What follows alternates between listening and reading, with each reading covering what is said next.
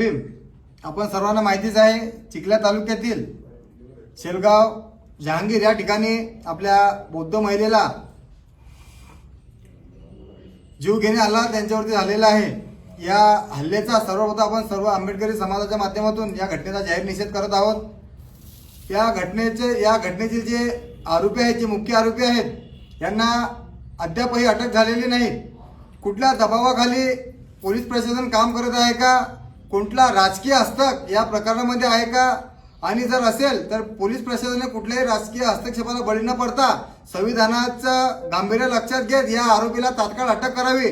अन्यथा आम्हाला आंबेडकरी चळवळीच्या माध्यमातून आरोपी अटक होत नसल्या कारणाने या बुलढाणा जिल्ह्यामध्ये चिखली तालुक्यात तीव्र स्वरूपाचं आंदोलन सर्व आंबेडकरी समाजाच्या माध्यमातून करावं लागेल. आणि या घटनेचा निषेध करत आमच्या पीडित महिलेला या ठिकाणी आम्हाला न्याय द्यावा लागेल. हे महाराष्ट्र फुलेशाह आंबेडकरांचा महाराष्ट्र आहे. आणि विशेष म्हणजे आपण ज्या जिल्ह्यामध्ये राहतो, राष्ट्रमाता राजमाता महासाहेब यांचा हा जिल्हा आहे. आणि यांच्या पावनभूमीने, यांच्या जन्माने पावन झालेली सिंदखेड राजाची भूमी आहे. या जिल्ह्यामध्ये जर महिलांवर अशा प्रकारे अन्याय अत्याचार होत असेल तर खूप मोठी शोकांतिका आहे बुलढाणा जिल्ह्यासाठी. माझ्या बुलढाणा जिल्ह्यातील तमाम आंबेडकरी पक्ष संघटनेतील सर्व समाज बांधवांना या माध्यमातून मी आवाहन करतो की आपण जास्तीत जास्त संख्येने आपल्या समाज बांधव, आपल्या समाजातील महिलेला न्याय दिला पाहिजेत आणि यांना न्याय मिळाला पाहिजेत. म्हणून या आपल्याला मोठं जन आंदोलन या चिखली तालुक्यामध्ये निर्माण करायचं आहे. त्याकरता आपण सर्वांनी यासाठी एका ताकदीने सहभागी व्हायचं आहे.